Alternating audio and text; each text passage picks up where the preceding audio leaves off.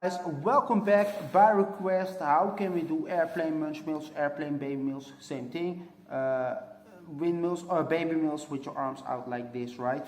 So there's a couple of ways you can practice this, but I feel the main thing is to get a very good baby mill down. So I never practice baby mills. Sometimes I do mini combo and that's it. That's not good enough. Get 10 rounds down, please.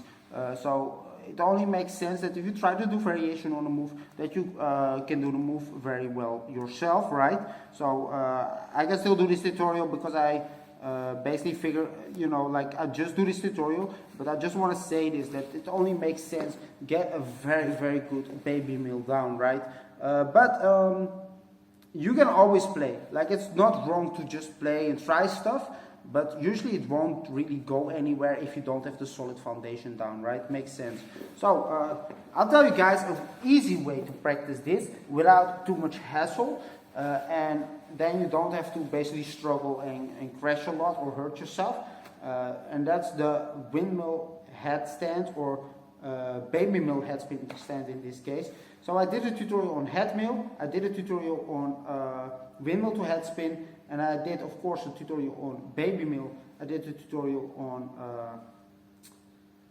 munchmill, basically, and I did a tutorial on airplane windmills. So, of course, it's very handy if you know that one. It's a similar concept. So you can check out those tutorials if you want. I'll put some links in the description because it's very handy if you can do those moves. So we're gonna actually edit our baby mill. So I'll just throw 3 baby mills right now, and you see my kick is very sharp, my movement is very fast, and I whip the arm very hard. This is all fine, but it's not that usable in an airplane windmill because you can't use the whip the same, right? And the kick also. So I'll just show the baby mill real quick how I do them, because like I said, I never practice them, so they're not really easy to use for me. But I'll just throw 3 rounds right now. Right, like that. So as you can see, they're quite fast. I need to whip my arms. So in a baby mill, you need to keep whipping. If you don't do this and you stop whipping the arms, you will lose momentum after a while, right? And my pump of my legs is actually quite sharp and fast, right? But the problem is when we try now to do a variation, if you have a very short baby mill, you probably can do that. But I feel it's sort of hard and a real hassle to work with that. So what we're actually going to do is edit this baby mill a little bit and do it way slower. We're actually going to use the headmill tutorial that I did, or the headmill technique. What does that mean? Well, it's just a baby mill to your head, basically. You don't need your hands for this one, and you don't need to hold the headstand at all. You also, basically what you're going to do is enter a baby mill like this, but as you go in your back, you keep your arms open. Like that, and then all you do is the pump is different in that instead of this, what I normally use, right? It's like this. You collapse and up. It's less sharp movement, it's more fluid, and then instead of going on your forehead and whipping the arms, we simply go on the top of our head, almost like a headstand. So this is a little bit different than that headmill, right? But basically, because I use my back and the head, I can actually open my arms in those parts and simply do a slow airplane windmills like that. So you enter, open the arms, simply go on top of your head and open the arms again, and then you go to the back, lower your arm to give yourself room to drop on your shoulders again. So it's this move right here, to the back and lower your arm. If you did that, you should be able to do a slow airplane windmill with relative ease, right? So simply going on my head, opening the arms. Now, why is this so handy? Well, it's very simple. Because I'm on my head, I have enough room. I can simply open the arms like this. Even if they're here, simply open them, right? And that's very handy. If you practice like this, it's quite easy to get combinations. Even though this might sound like it, but I don't want that slow shit. I want fast baby mills and then open my arms. Of course. But this is how you sort of start figuring it out, and then you add this technique to your normal munch mill, right? Like I said, you can also simply spam it. It's actually the same motion. This arm makes this move right here, but you keep whipping the shoulders. But it's a lot harder like that, and the chance of crashing and not really figuring out what you're doing is way higher.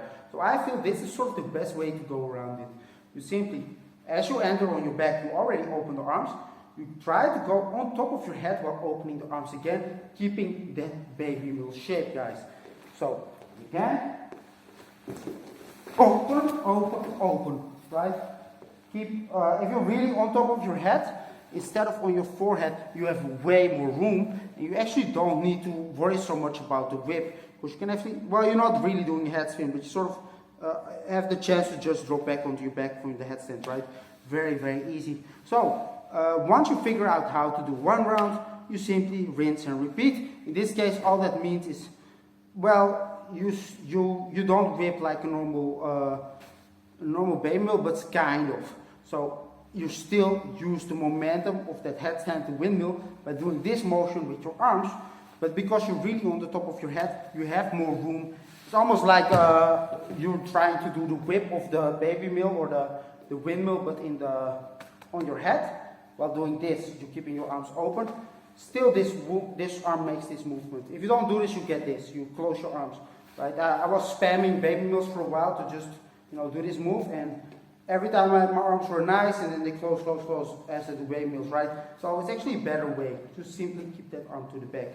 So I'll just show you 2 rounds like this. I'm not great at this move because I never practiced it, but that's how you practice them with quite solid, and then you use as a contrast very fast baby mills, 1, 2, 3 of these, and continue.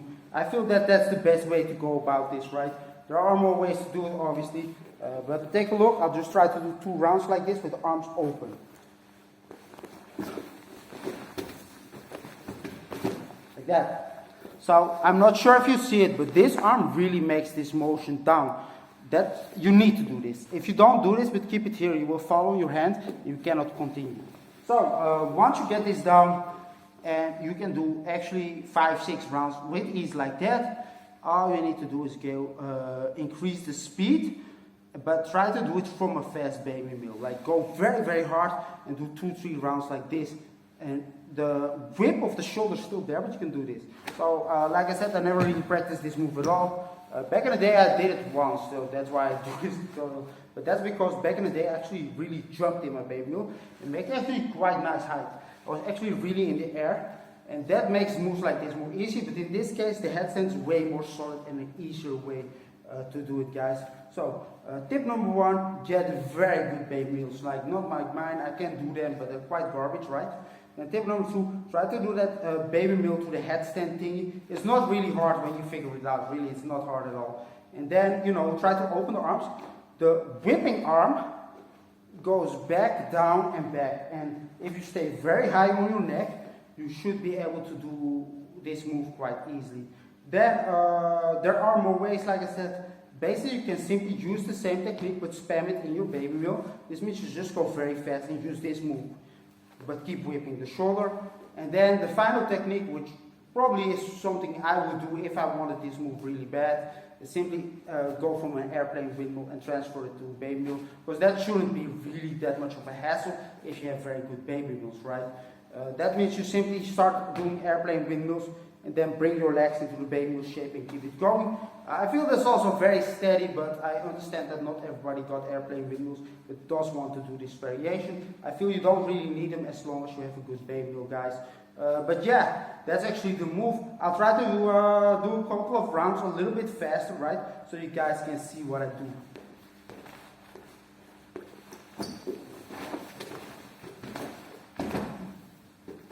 I hope my arms are open, but really, it's all about this move right here, right? It goes back, down, and up. This arm is sort of, well, maybe my arm's closed, I can't tell right now. But basically, you need to figure out how to keep this arm out and just do this with the arm to give you the room to move. Then keep that momentum going, right? Of course, well, my baby mill's quite garbage, but if yours very, very good, you shouldn't have too much problem with this. And the final keynote is like, it's a move of contrast, right? So if you can go very, very fast in your baby mill, you have enough momentum to do 4 or 5 rounds with this, right? And just add them as a variation. I think that's always the coolest. So it's up to you. Practice it like this and you should be able to get it, guys. See you next time.